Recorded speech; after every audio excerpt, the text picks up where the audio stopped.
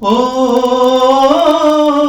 सदी से आते हैं। ছোট বয়সে যেমন হয়, আমি যখন গান গাইতাম বহু মানুষের বহু ব্যঙ্গ বিদ্রূপ আমি সহ্য করেছি। অনেকেই বলতেন কি হবে গান নিয়ে এগিয়ে কি করতে পারবে, এরকম অনেক আত্মীয় স্বজনদের মধ্যে অনেকে বলতেন, বাইরের লোকেদের মধ্যেও বলতেন।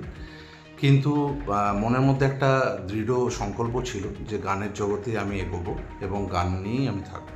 90-এর দশকের কালজয়ী সিনেমা বর্ডারের সেই চির সবুজ গান সন্দেশে আতে হ্যায় শোনেননি এমন গানপ্রেমিক খুঁজে পাওয়া দায়। সেই জনপ্রিয় গানের স্রষ্টা, কিংবদন্তি সুরকার ও গায়ক সোনু নিগমের মুখোমুখি বসে তার মুম্বাইয়ের ড্রয়িং রুমে গলার সুর মিলিয়েছিলেন এক যুবক, যে ভিডিও একসময় নেটপাড়ায় ঝড় তুলেছিল। সোনু নিগমের সামনে বসে নিখুঁত সুরে তারই গান গাইছেন যে বাঙালি যুবকটি, তিনি আর কেউ নন, বীরভূমের সিউড়ির ছেলে সুমন মুখোপাধ্যায়। সাধারণ এক মফস্বল থেকে উঠে এসে সোনু নিগমের হৃদয়ে জায়গা করে নেওয়ার এই গল্পটি কিন্তু সহজ ছিল না। এর পেছনে রয়েছে বছরের পর বছর নিরলস সাধনা, চরম আর্থিক অনটন এবং এক নাছোড়বান্ধা জেদের ইতিহাস। সিউড়ির এক সাধারণ নিম্ন মধ্যবিত্ত পরিবারে বেড়ে ওঠা সুমনের বাবা পুলক মুখোপাধ্যায় পেশায় পুলিশ কনস্টেবল হলেও একার উপার্জনে বিশেষভাবে সক্ষম বড় ছেলে ও সুমনকে মানুষ করতে হিমশিম খেতে হতো পরিবারটিকে। তবুও অভাবের সংসারের হাজারো টানা পড়েনেও সুমনের গানের প্রতি অদম্য স্বপ্নকে দমিয়ে রাখতে পারেনি। ছেলের এই প্রবল অনুরাগকে সম্মান জানাতে মা নিজের জমানো সামান্য অর্থ দিয়ে কিনে দেন একটি হারমোনিয়াম। সুমনের মাত্র তৃতীয় শ্রেণীতে পড়ার সময় থেকেই শুরু হয় তার সঙ্গীত সাধনার আসল পথ চলা। আমার জন্মস্থান হচ্ছে বীরভূমের সিউড়ি শহরে। আমি ছোট থেকে সিউড়িতেই বড় হয়েছি জন্মাবার পর থেকে, এবং আমার বাবা ছিলেন একজন পুলিশ কনস্টেবল এবং আমার মা হাউসওয়াইফ গৃহিণী, এবং আমার দাদা সে জন্মগত ডাউন সিনড্রোম স্পেশাল চাইল্ড। তো আমার ছোট বয়স থেকে সঙ্গীতের যাত্রা শুরু হয়। আমার মা, যখন আমি ক্লাস 3-তে পড়ি তখন আমার মা আমার জন্য একটি হারমোনিয়াম কিনে আনেন, এবং শ্রী উৎপল রয়, যিনি আমার প্রথম গুরু, যার কাছে আমার হাতে খড়ি, তার কাছে আমার সঙ্গীত শিক্ষা শুরু হয়। সিউড়ি রামকৃষ্ণ বিদ্যাপীঠ থেকে স্কুলের গণ্ডি পেরিয়ে সুমন ভর্তি হন রবীন্দ্র ভারতী বিশ্ববিদ্যালয়ে। সেখানে পড়াশোনার সময় থেকেই তার প্রতিভার বিকাশ ঘটে দ্রুত গতিতে। একের পর এক সাফল্য অর্জনের পাশাপাশি রাজ্যপালের হাত থেকেও মেলে মর্যাদাপূর্ণ পুরস্কার। রবীন্দ্রভারতী ইউনিভার্সিটিতে 2016 সালে আমি এন্ট্রান্স পরীক্ষা দিই গান বিষয়ে, এবং সেখানে সমগ্র এন্ট্রান্স এক্সামের মধ্যে আমি দ্বিতীয় স্থান অধিকার করি। মার্জনা করবেন, আমি দ্বিতীয় স্থান অধিকার করি, এবং গ্র্যাজুয়েশনে আমি ফার্স্ট ক্লাস এবং মাস্টার ডিগ্রিতে ফার্স্ট ক্লাস ফার্স্ট, এবং সমগ্র বিশ্ববিদ্যালয়ের মধ্যে 7ম স্থান অধিকার করি। যার জন্য রবীন্দ্রভারতী বিশ্ববিদ্যালয় থেকে আয়োজিত কনভোকেশনে আমি মাননীয় সদ্য রাজ্যপালের উপস্থিতিতে আমি রাজেন্দ্রলাল স্মৃতি পুরস্কার এবং আচার্য উদয়ভূষণ ভট্টাচার্য স্মৃতি পুরস্কারে ভূষিত হই। এছাড়াও আমি অনেক অ্যাওয়ার্ড, অনেক ন্যাশনাল ইন্টারন্যাশনাল কম্পিটিশন আমি জিতেছি, এবং অনেক জায়গা থেকে আমি অনেক সম্মান পেয়েছি। কিন্তু কিভাবে সম্ভব হলো সাধারণ এক যুবকের মুম্বাইয়ের মায়ানগরীতে সোনু নিগমের নিজস্ব আবাসে পৌঁছলো? সুমনের কথায় পেছনে ছিল সোনু নিগমের প্রতি তার অপরিসীম শ্রদ্ধা ও অক্লান্ত প্রচেষ্টা। সোশ্যাল মিডিয়ায় সুমন যখনই নিজের কণ্ঠে কোনো গান আপলোড করতেন, নিয়ম করে সোনু নিগমকে ট্যাগ করতেন। প্রথম দিকে নজর না এড়ালেও সুমনের গায়কি ও নিখুঁত সুর ধীরে ধীরে ছুঁয়ে যায় খোদ সোনু নিগমকে। এরপরই ঘটে সেই অলৌকিক ঘটনা।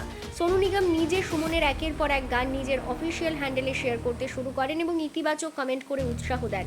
পরবর্তীতে কলকাতা ও দুর্গাপুরে সোনু নিগমের কনসার্ট চলাকালীন সরাসরি দেখা করার সুযোগ পান সুমন। সেই পরিচিতি পূর্ণতা পায় যখন সুর সম্রাট স্বয়ং তরুণ এই গায়ককে নিজের মুম্বাইয়ের বাড়িতে আমন্ত্রিত করেন। ছোটবেলা থেকেই আমার সঙ্গীতের পরম আদর্শ, পরম ভগবান হচ্ছেন সোনু নিগমজি, এবং ছোট থেকে যেহেতু আমি খুবই মধ্যবিত্ত পরিবারের সন্তান, এবং ছোট থেকে অনেক আর্থিক অনটন, কষ্ট, দুঃখ, অভাব অনেক কিছুই আমি ফেস করেছি। তো ছোট বয়সে আমার বাড়িতে একটা ছোট্ট সাদা কালো টিভি ছিল, সেখানে আমি সোনু নিগমজিকে দেখতাম, এবং সোনুজির গান আমি যখন প্রথম শুনি একদম ছোট বয়সে, তখন আমি একদম মন্ত্রমুগ্ধ হয়ে যাই এবং ওনাকে দেখে স্টান্ট হয়ে যাই। এবং ছোট বয়স থেকেই আমার ওনাকে দেখতে দেখতে, শুনতে শুনতে, ওনার অ্যাওয়ার্ড ফাংশনের পারফরমেন্স সব, আমি ওইটা ফ্যাসিনেটেড থাকতাম সবসময় ওনাকে দেখার জন্য। এবং এইভাবে আমি আমার গানের প্রতি ইন্টারেস্ট খুঁজে পাই এবং সোনু নিগমজিকে আদর্শ মেনে আমি আমার গানের যাত্রা শুরু করি। রেয়াজ বলুন বা প্রচুর পরিমাণে প্র্যাকটিস করা শুরু করা ওনাকে দেখি এবং মোটিভেশন পেয়ে। সোনু নিগমজি 2022 সালে আমার সোশ্যাল মিডিয়াতে আমি ওনাকে ট্যাগ করতাম আমার বিভিন্ন গানের ভিডিওতে। 2022 সালে উনি আমার গান প্রথম শোনেন এবং উনি আমার গান শুনে বহুত আচ্ছে এটা লিখে ওনার ফেসবুকে ওনার প্রোফাইল থেকে প্রথম শেয়ার করেন আমার গান। এরপর থেকে প্রায় 33 বার উনি আমার গান সোশ্যাল মিডিয়াতে শেয়ার করেন এবং বহুবার উনি আমাকে কমেন্ট করে আশীর্বাদ করেন। ওনার সাথে আমার প্রথম দেখা হয় 2023 সালের 1 অক্টোবর। কলকাতাতে উনি কনসার্টে আসেন, ওনাকে আমি রিকোয়েস্ট করি যে আমি আপনার সঙ্গে দেখা করতে চাই এবং উনি আমার সেই রিকোয়েস্ট রাখেন এবং উনি ব্যক্তিগতভাবে আমার সঙ্গে কিছুটা সময় দেখা করেন, অনেক আদর করেন, অনেক ভালোবাসা দেন। দ্বিতীয় দেখা হয় আমার দুর্গাপুরে 2024 সালের নভেম্বর মাসে।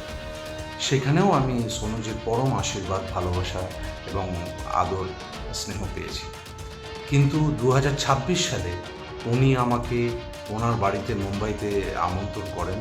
এটা আমার পরম সৌভাগ্য এবং ওনার পাশে বসে আমি ওনারই গাওয়া লেজেন্ডারি গান সন্দেশে আতে হ্যাঁ গানটি গেয়ে শোনাই এবং ওনার কাছ থেকে বহুল আশীর্বাদ, স্নেহ, ভালোবাসা এবং সুনাম আমি পাই। সোনু নিগমের সামনে বসে তারই গান গাওয়ায় সেই অভূতপূর্ব মুহূর্ত সোশ্যাল মিডিয়ায় রাতারাতি সিউড়ি তথা পুরো বীরভূম জেলাকে এক অনন্য গর্বের চূড়ায় বসিয়ে দেয়। বর্তমানে পেশাদার সঙ্গীত শিল্পী হিসেবে নিজের পরিচিতি তৈরি করেছেন সুমন। কাজের সূত্রে এখন কলকাতায় বসবাস করলেও শিকড়কে তিনি ভোলেননি। প্রতি সপ্তাহেই নিয়ম করে ফিরে আসেন সিউড়িতে, যেখানে এখনও বাস করেন তার বাবা মা ও দাদা। এককালে সাধারণ মফস্বলের ছেলেটি আজ স্টেজ শো ও বিভিন্ন সঙ্গীত প্ল্যাটফর্মে নিজের জাদু ছড়াচ্ছেন। আর তার এই অভাবনীয় যাত্রাপথ অনুপ্রাণিত করছে হাজার হাজার উদীয়মান প্রতিভাকে। সোনা সোনা হে